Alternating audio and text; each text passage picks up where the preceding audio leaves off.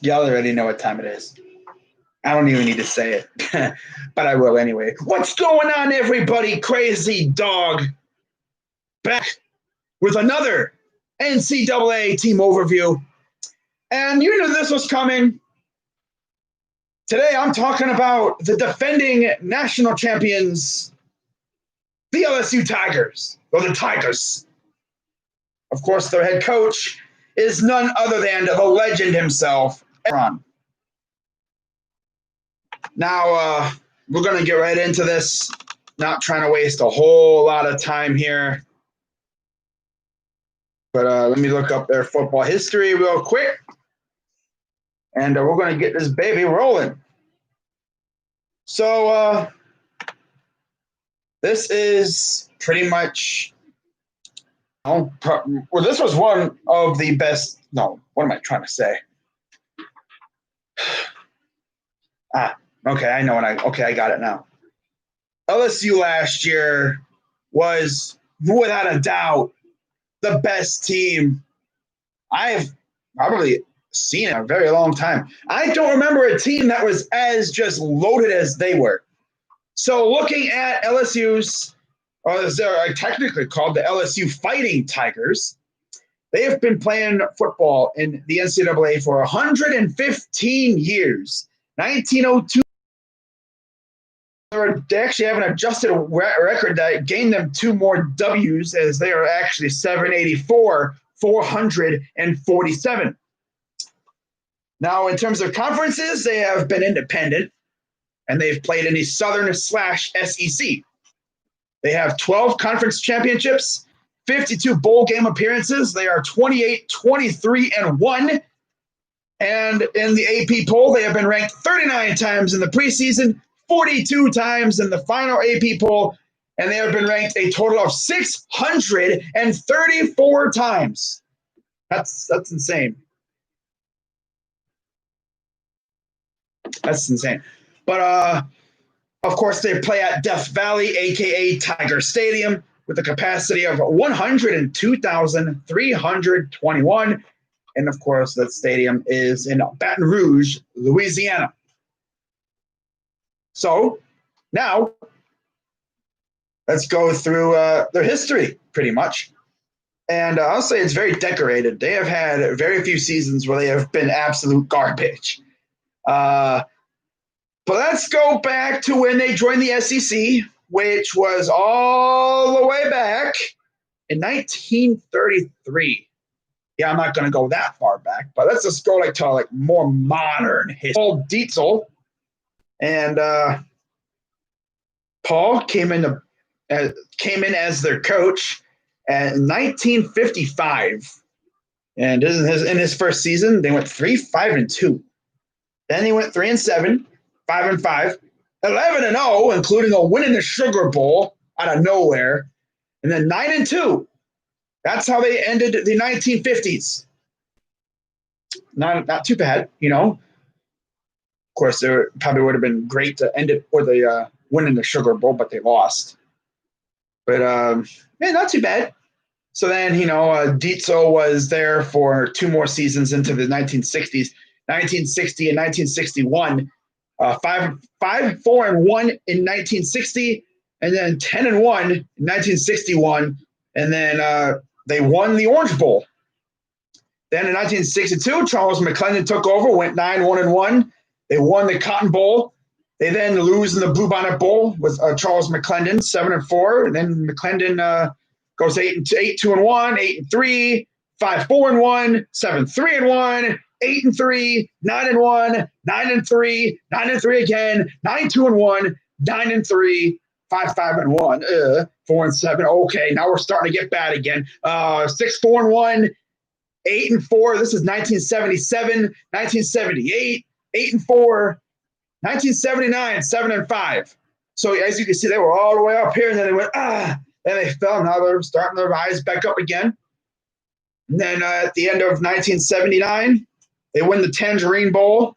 By the way, there was actually 2 years where they actually got an extra win because of the NCAA dropping the hammer on somebody for 2 straight years. They are finished 75 at 5-6, and in 76 they went 7-3-1. So let's see what happened in the 75 and 76. Because we're all curious. So we go to 1975. All right. Let's go 1975. Where are we at here? Okay, so 75. Okay, so all right. LSU, a forfeit win over Mississippi State. And then 76, another forfeit win over Mississippi State. All right. So yeah, those are the 2 vacated wins that they were awarded, which is why they're 784, 447. Which, I mean, hey, in this day and age, every win counts, right? But anyways, so 1980 comes in. They hire a new coach, Jerry Stovall, starts off 7-4. 1981, they go 3-7-1. Then the next year, they pretty much almost completely flip their record. 8-3-1. They lose in the Orange Bowl. Then 1983, they go 4-7. So hey, you have 1 great year and a mediocre year and 2 bad years. Love it.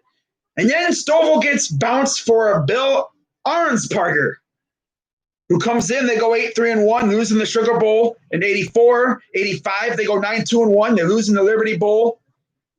86, they go 9-3, lose in the Sugar Bowl again. That's a 4-game bowl losing streak. Eesh. Hate to see that.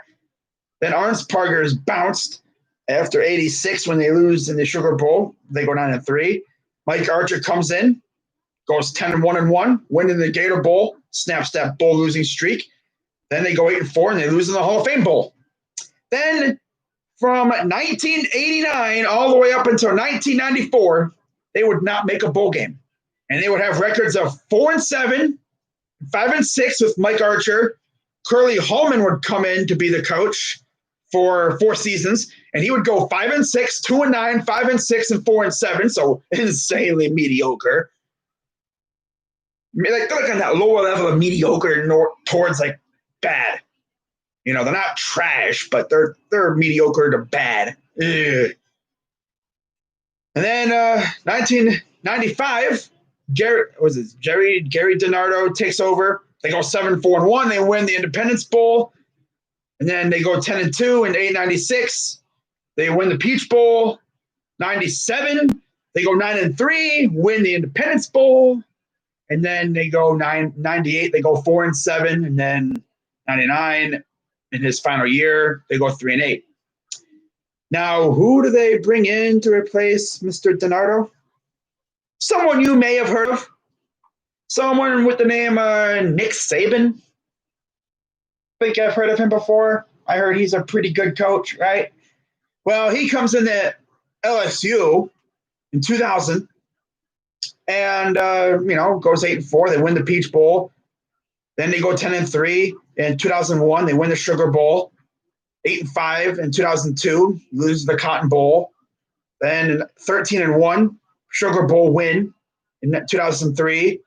And then 2004, they go 9-3, and they would lose in the Capital One Bowl. All right.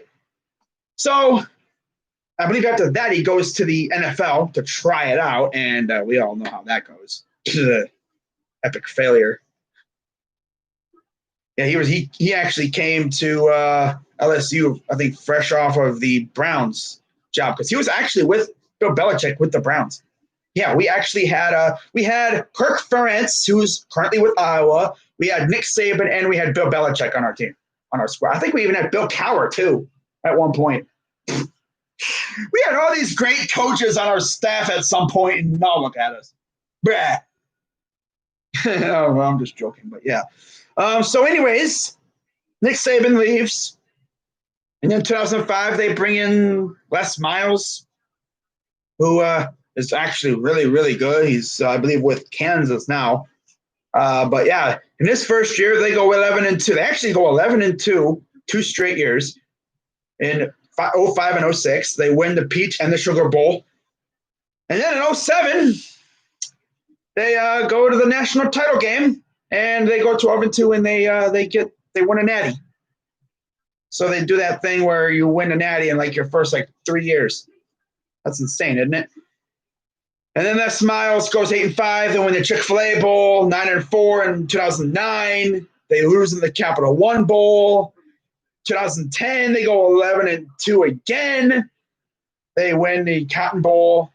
Then they go to another national title game in 2011, and they lose this one, 13-1. Then in 2012, they go 10-3. That'd be their first of 2 straight 10-3 seasons where they would lose in the Chick-fil-A Bowl and then win in the Outback Bowl in 12-13.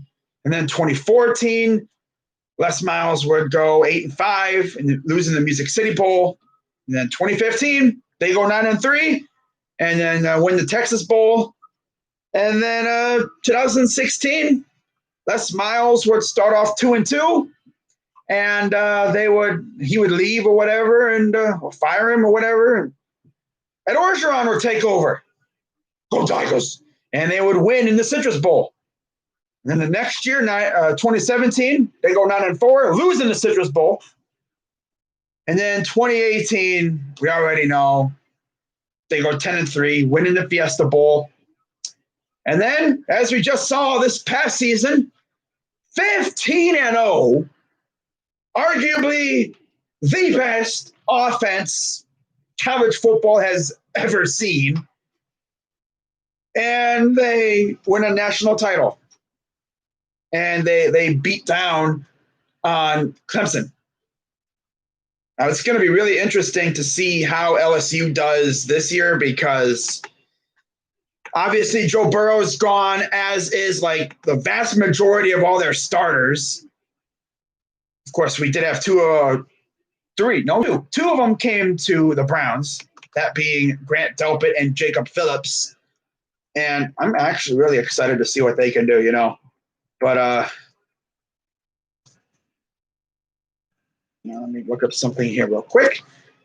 So looking now at their football schedule from last year, of course, obviously 15-0, no losses.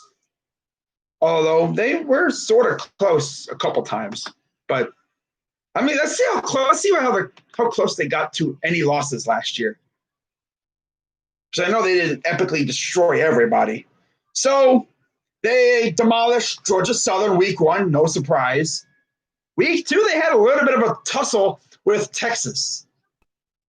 And then week 3, they demolished Northwestern State. No surprise there again. They crushed Vanderbilt. They had a bye week, come off, and then they destroy Utah State. They do beat Florida by 2 touchdowns. Then they beat Mississippi State. They escape against Auburn, who lost by 3 points to the LSU Tigers. Then they had another bye week. Come off that bye week. They barely escape against Alabama. Then they beat Ole Miss. They crush Arkansas. They smash A&M. Then in the SEC title game, they just do whatever the heck they want to do to Georgia.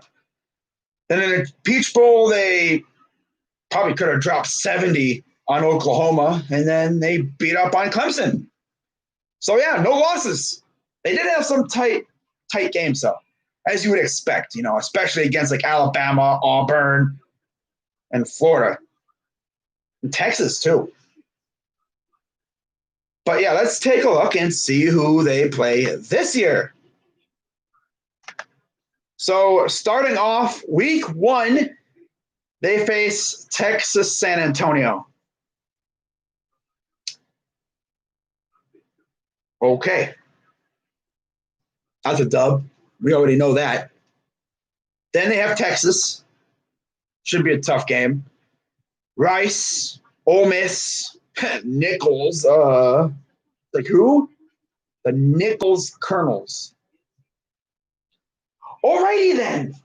Then they have Florida, Arkansas, Mississippi State, bye week, Alabama, South Carolina, Auburn, and Texas A&M.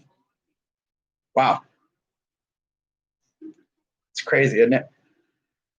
They're out of conference. Their non-con games are bad. Texas, San Antonio, and then Nichols, but at least you have Texas. Now, I'm not going to go as far as I did with the other teams because they have games set up for every year up until 2032. So we're only going to go up until maybe the next 5 years. So we're going to go 2021. Let's see who they play in 2021. Wow, they play UCLA. Damn. All right. They got another tough game coming up next year. Nice. Then they play McNeese, of course. Then they play Central Michigan, whatever. And then Louisiana Monroe. So, yeah, they have to have one dominant team so they look better than Alabama, who's just scheduling nobody but freaking cupcakes. I kid, by the way, yeah. 2022. Florida State. Ooh. Southern. Oh, my God. They're playing Southern, bro. Of course, for those who don't know, Southern is an HBCU school. They play Grambling State, I think, every year, like one of the last weeks of the year. It's always a classic because of their bands, man. Their bands just get down with it. You got to love that. Then they play New Mexico, and then UAB. Okay. Alabama Birmingham. Okay. A team that has only been back for a couple of years now. So 2023, they play Florida State, Grambling State. So we had 2 straight years of HBCU schools, I'm sure they love it because they get that money, because that's what a lot of these teams do. They'll play a team like LSU because they get paid. It keeps their program afloat because they need that money, And then Army. Ooh, they play Army. Don't sleep on Army, though. Army's always been known to kind of sneak up on a Power 5 team every once in a while. I mean, they almost freaking beat the team up north last year. And then they played Georgia State. All right. Not too bad there. And then 2024, we're going to go, okay, so they play UCLA again. Then Rice and South Alabama. And I think they have like one open date still. And then the last time, 2025.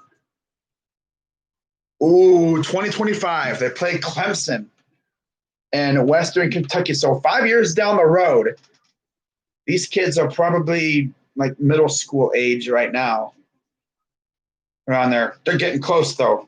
They're probably just about ready to enter high school. And those kids will be going to play Clemson. But, yeah. And by the way, in case you guys did not hear, this actually came out a few days ago. But Notre Dame and Navy has been moved from Dublin, Ireland, to Annapolis. I believe this will be the first time Navy has hosted Notre Dame. Isn't that crazy? But yeah. I like to see Grant pick off Joe Burrow. What's up, Browns lovers? Tyler Bors, what's up? Talk about the Browns. Well, there's nothing to talk about with them. I'm not going to come out here and just talk about them. I mean, something's got to go down for me to talk about them. I mean, occasionally I'll post a video like I did a few days ago where I'm just talking, I'm just gassing up the team. But, if I hear them talking about the Browns on national TV or something, then, I got to talk about it. Of course, I'm going to crank out a video about it. But right now, there's nothing to really talk about. So with that being said, figured I'd keep this one about 20 minutes long. I'm excited to see what LSU can do this year. I think they're once again, people don't think they're going to be a threat, but I think they will. Don't sleep on them. They still got some very good players over there. Sure, like I said, the vast majority of their team last year is now in the NFL. But, yeah, if we know LSU, they'll be back in it. They ain't going nowhere. Although it's just going to be a lot harder this year because, just looking at their schedule too, there's like very few pushovers except for like the the usual suspects, like, UTSA, ooh, Rice, ooh, Ole Miss, whoa. Although I wouldn't even sleep on Ole Miss, especially with Lane Kiffin there now. Nichols, ooh, Arkansas, Mississippi State, maybe they could catch up, sneak up on them. But the teams that I could see beating LSU are Texas. Would not be surprised, given how close that game was last year. I'd say Texas, Florida, maybe Mississippi State. You never know. Alabama and Auburn. Those are the 4 games I could see them losing. Now, out of those 4 games, the most realistic losses for them are the road games. Auburn and Florida and Alabama. Yeah, one of those 3. I just said Mississippi State because you never know. Mississippi State could freaking stuttering, bro. Damn. They could come out and they could take it to LSU. You never know. But one other thing I almost forgot to mention is I believe Joe Brady is no longer there. And another one of their assistants took the head coaching job at Baylor as well. So that'll be interesting to see how everything goes down there in the Bayou. But that is going to wrap it up for this live stream, guys. And I'm probably going to do my next one in a couple days. You'll find out who I'm talking about when I post it. I'm going to keep it a surprise. So with that being said, I'm Crazy Dog 99, and I'm out.